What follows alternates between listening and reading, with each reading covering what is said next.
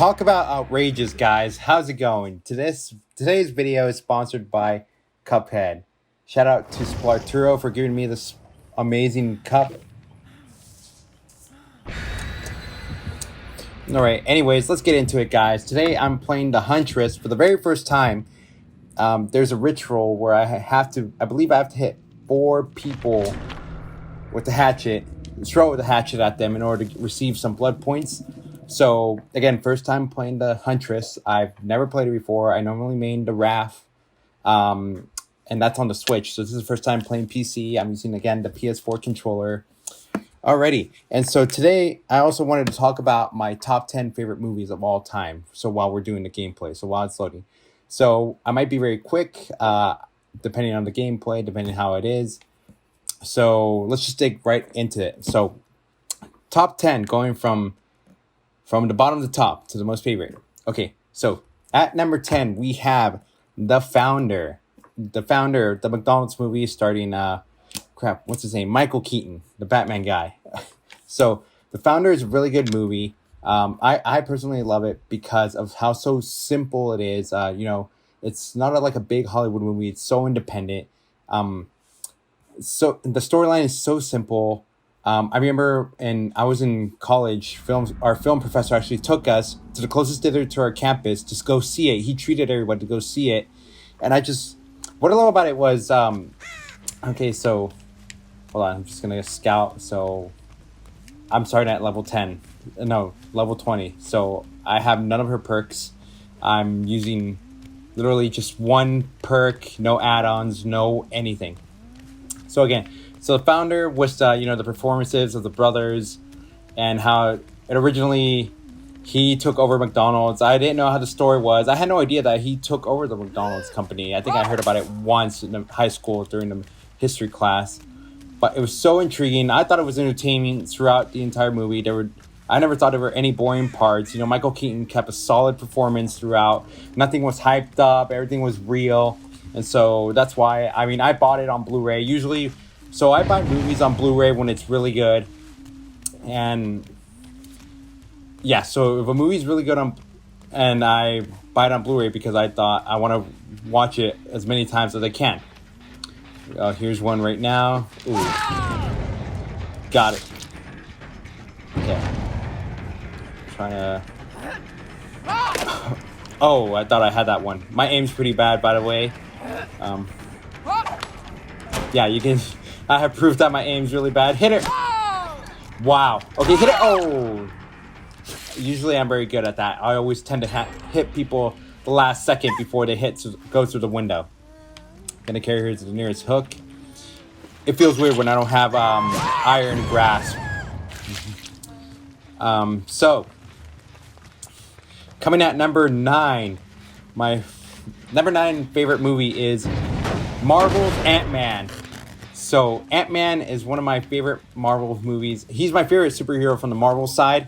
What I like about AntMan is his shrinking ability. Because, he's not like a Superman. He's not like the Flash. I just think the whole concept about shrinking is super cool. Wait, hold on. Oh, she's going to loop around the pallet.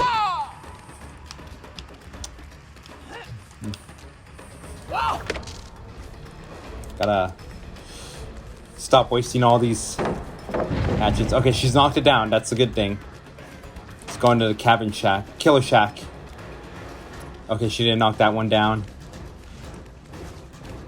Oh, missed. Barely. I always go too early. That's my problem. I always tend to swing too early, but I got it. First one. Went to the window. Always gotta look back. She's playing me. Okay, so... I hear her. Where'd she go? Blood marks. That way.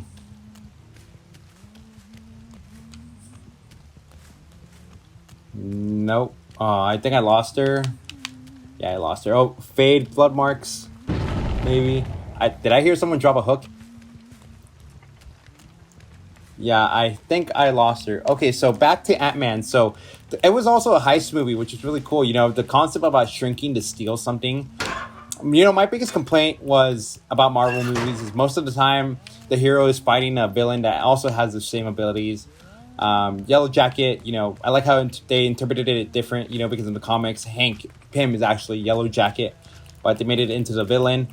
The one thing about Yellow Jacket in the movie, though, is that we never actually see him use that little switch that kind of like Ant-Man does. I guess he does it differently, but overall, it was super entertaining. What's his name? Paul Rudd. There you go. Paul Rudd was a great choice. I'm a little bummed that Edgar Wright didn't fully direct the movie. I know he left because of creative differences. I think I read somewhere that he wanted to make it like a standalone movie instead of like connected to the MCU. He did get some credit for writing the script. Oh, there she is. He did get some credit for writing the script, and then Paul Rudd took over with the director. That's when Paul Rudd was trying to add his own funny lines, which worked.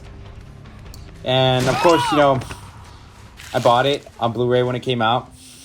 And personally, the first Ant-Man, I like it a lot better than the second one. Ant-Man and the Wasp is still good, but Ant-Man, the original, is always going to be my favorite. Definitely looking forward to see how they do Ant-Man 3. And I'm glad that Ant-Man had a huge role in Avengers Endgame. Okay, coming at number 8. My 8th favorite movie is Paranormal Activity. So Paranormal Activity, I remember I was in, I believe, maybe senior year of high school when that movie came out. I know the whole thing started from a trend on social media on Facebook where it was being advertised as a movie that, a lot of people, I didn't know that my friends on Discord chat would pop up here. I know that on social medias, it was like, it didn't release everywhere on every theater. It was like a limited theater release, but then it got so popular and so high. People on social medias were like petitioning it to have their local theaters share it as well. I remember I signed up for it as well. And so I remember the nearest Regal to me was showing it. I took my best friend at the time, and then my father took us there too. It was a found footage movie. I am a sucker for found footage movies. I think the concept is really cool because it definitely mimics how anybody can... Oh, it definitely got her. Hold on. Running upstairs.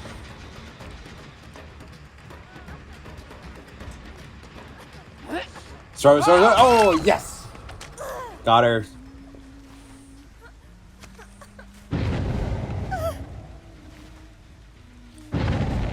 Thank God there's a near hook. Okay.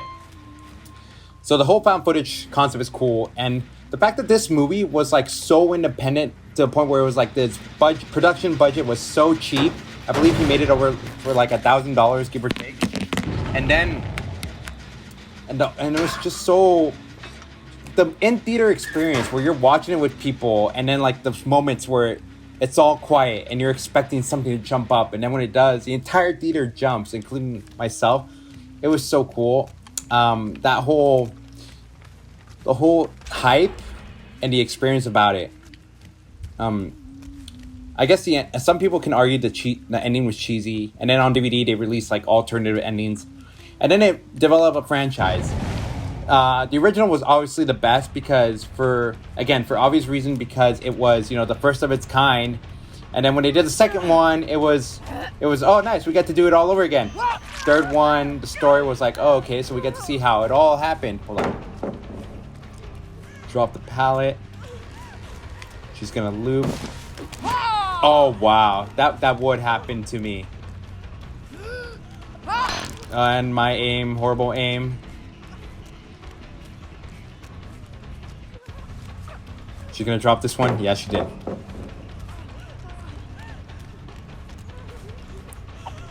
Got her.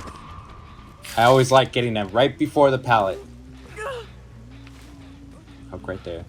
So the third Paranormal Activity was about, before, when they were girls and it all started.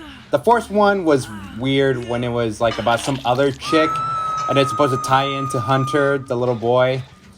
The fifth one was an interesting concept, kind of like a spin-off-ish. Giving the Latinos some spotlight, trying to give that Mexican touch to the Paranormal Activity. Because in the Hispanic culture, all ghost stories and stuff like that, or they go more into like, detailed and I'm so dyslexic, I don't know my words, but and detailed in a sense where it's like, okay, oh, there she is. It's found her. And then the sixth ones was like, I feel like it was rushed. Like they were trying to end it. The whole 3D concept. I remember I went to go see it with my fiance. My fiance is terrified of scary movies, by the way. So I have no idea. Got her. So I have no idea how she actually went with me to go see it. Like I'm surprised she did, but I'm glad because we saw it. She even didn't like it as well. I thought the whole idea of bringing the entity, funny entity like the game, the entity into a life form by sacrifice was the 3D worked a bit, but the whole conclusion was rushed. And then they're in talks about making another one. I'm actually looking forward to the new one, which is supposedly comes out in the next year, hopefully. I'm definitely going to be there when it releases. More hatchets in the locker. Finally, I have an excuse to look in the locker. Okay. At number 7, I have Get Out. So, Jordan Peele's Get Out. So, I've never seen, what's that show that he's in, that comedy show? I don't know the other guy's name. But I remember my fiance and I were in Vegas and we saw it. And I told my fiance had no idea what it was about. I just showed her the poster and she freaked out like, oh my God, is this going to be a scary movie? But I told her, no, it's not scary. It's more like a thriller, psychological type of movie. When we saw it, it was really good. She even, she caught on to it. Like her attention was so focused on the movie. She was drawn by the plot and the story and the characters. It was really good. I want to say it's original. I remember I talked about it with one of my film professors in college, but he said, it's not 100% original. He said he might have seen a different story. Not might have, but he did recall a different movie that shared the similar story and plot. I mean, it's hard to make anything original nowadays. And just the performance. And then the alternate ending, where he gets caught by the cops. I know it has great themes. And hold on, she's right there. Oh, too soon. Always. And too laggy. Got her. Hopefully I'm not that much of a noob for you guys.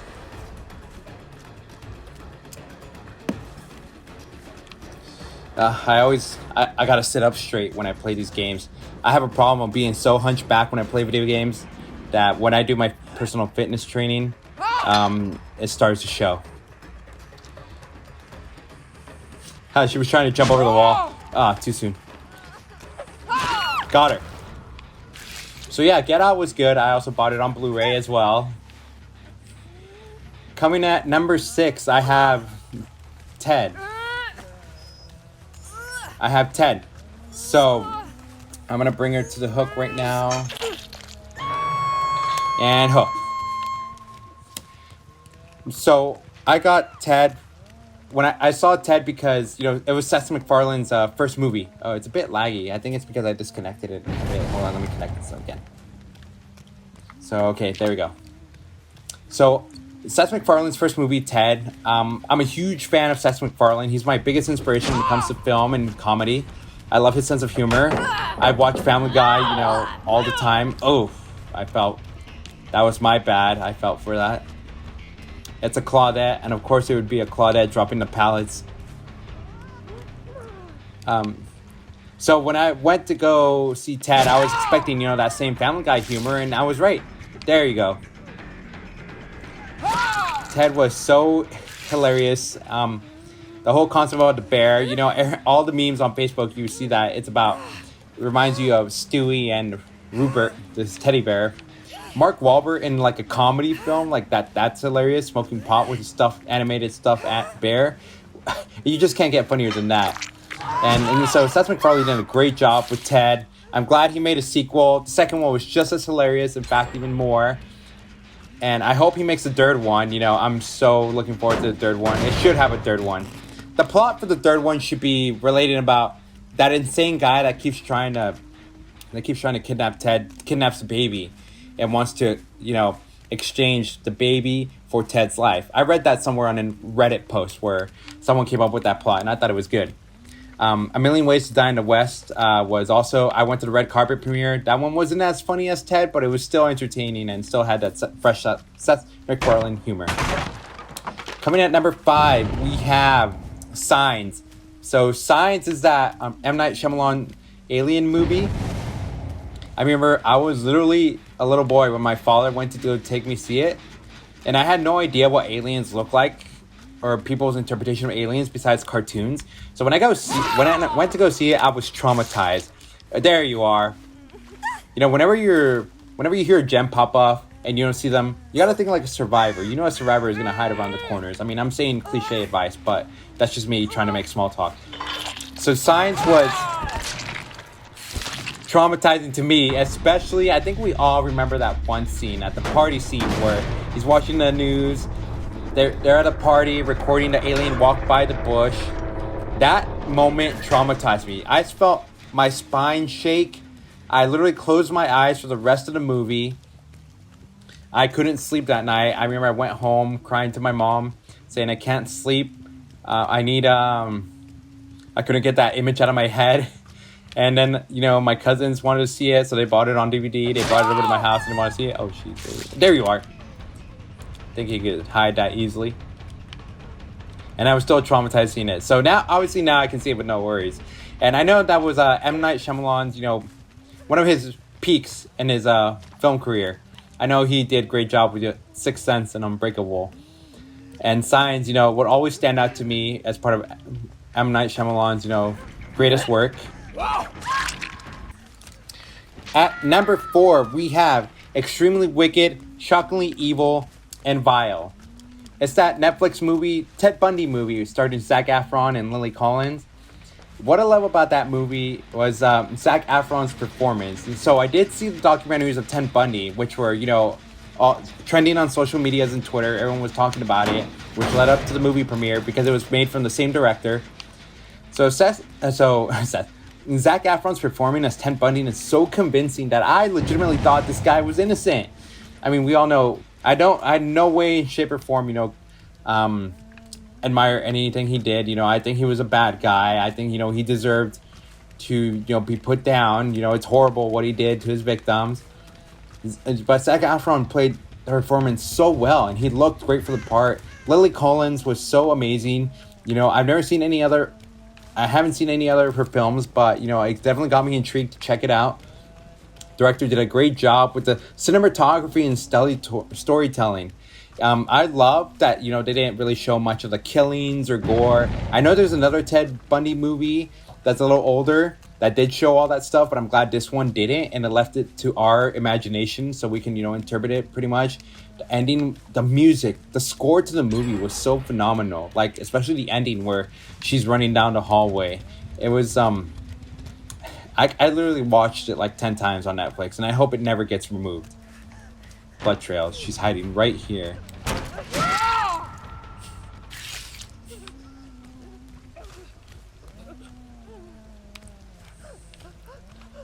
Where is she? There you are. Coming in number 3, we have Good Boys. So Good Boys, what I love about Good Boys is that it reminds me of me and my best friends. I guess that's why I love the movie so much, because, you know, it shows that even though 3 best friends can have totally 3 different life experiences or perspectives on life that don't necessarily connect or intertwine with one another, that you have to go your own separate ways, but ultimately at the end of the day, you're all best friends and you all support each other no matter what you do. And I believe the message was so strong about friendship that I actually started tearing up, and then I texted my friends, there you are. Oh, you got a hit. Good thing I found her before she found a hatch. And the message was so powerful that I texted my friends after I saw the movie and said, hey guys, I appreciate you. And they saw the movie too and they liked it. And they knew why I got so emotional about it. So I better get her. Horrible name. Coming at number 2 is Cloverfield. So guys, Cloverfield, I was so hyped for that movie, but not as hyped about number 1, which I'll talk about. So Cloverfield was, again, a found footage movie. The marketing for it was extraordinary. Like, I love how they didn't show what the monster was. You had no idea what was going on. All you saw was found footage, destruction in New York. Of course, I was trying to avoid it, but of course I still fell for it. destruction in New York. You knew it was a monster. I remember being so hyped, going on Google, always Googling what the Cloverfield monster was like, and you saw everybody's fan picture drawings of what it might be. This is what got me into J.J. Abrams. Like, his style of, directing and mystery and monster stuff is so cool, especially in sci-fi. So I remember seeing it in Cloverfield with my father. We went to go see it after dinner, and he got nauseous. I remember being in the movie theater, getting nauseous from like the style of found footage and shaking so much. He went to the bathroom to puke. And GG, easy. So before the gameplay is over, I want to talk about my number one favorite movie. So again, my number one favorite movie, which connects to J.J. Abrams, is Super 8. Guys, Super 8, I was very, very, very, very hyped for that movie. I remember I went to go see Iron Man 2 with my friends in theaters, and that's when I first saw the teaser trailer for it. I immediately, went to Google and searched up Super 8. There was no info at the time because the teaser just came out. I was in senior year. I literally started senior year, and the release date was after my graduation, so I was like, oh, darn, I have to go through my entire high school year before I get to see the movie? Really? And then I was like, and then what I love about the movie is, I remember seeing it in theaters, the very midnight showing when it came out. I can't tell you guys how much the experience was seeing it in there. When you finally get to see the monster, again, it was a great marketing to J.J. Abrams where he didn't show what the monster was until you have to see that movie. The fact that it has that 80s vibe, obviously you can tell this is a great inspiration of E.T., The Goonies, and the fact that it had Steven Spielberg attached to it as executive producer. I mean, what more? How can you make this movie great? I saw it in theaters multiple times. I bought the DVD release, Blu-ray, obviously. I think I bought it twice. And then, because I lost the first one. And then, I still see it from time to time. I can never get tired of this movie. And it's just so... The whole themes behind it, the fact that his mother is a huge part of his life, the aliens trying to just get home, and then the ending scene is just so beautiful that it brings tears to my eyes every single time I see it, because when you see that scene where he's letting go with the necklace and he lets go and it goes to the ship and it completes the ship and the alien flies off, Ellen Fanning, sister of Dakota Fanning, did a great job. The main actor did a great job as well. And I just couldn't think that, J.J. Abrams was his style of like lens flare and sci-fi and the whole, God, I'm sorry, I don't have like the right words to describe this, but I just can't get enough about Super 8. Like, I don't think, ever since that movie, I don't think there's ever been a single movie that has hyped me up as much as Super 8. Literally, not even like Avengers Infinity War Endgame, even though I was like extremely stoked and looking forward to those movies as well. But I think that's what gets me depressed sometimes, knowing that, Super 8 was like the most hyped movie of my life that I was ever so excited to see. Counting the days, visiting the websites, telling my friends about it, pre-ordering the tickets for the midnight release. And I don't know if there's ever going to be another Super 8 in my life, but this movie will always be my number one favorite movie of all time. I don't think anything else would ever replace it. I'm glad my fiance knows I love it. I'm glad I know my friends love it. When I have children, obviously I can't wait to share this movie with them, because I think it's a suitable family movie as well. And so yeah, guys, those are my top 10 favorite movies. I know I chatted a little longer than my gameplay. So yeah. So thank you guys for listening so much to my top 10. Sorry if I was, rambling. I'm still trying to get used to the habit of, learning how to gameplay and talk at the same time. All these videos, I'm going to play other games as well while talking about other subjects as well. Anyway, I hope you guys liked it. First time playing Huntress. I'm surprised, I got everybody. I'm surprised I actually won. I was expecting to lose, be a noob, and embarrass myself in front of you guys. Well, anyway, thank you guys. Again, socials are down in the link, down in the info box. I would appreciate it if you guys like and subscribe. Also follow me on social medias. And I'll talk to you in the next video. Later.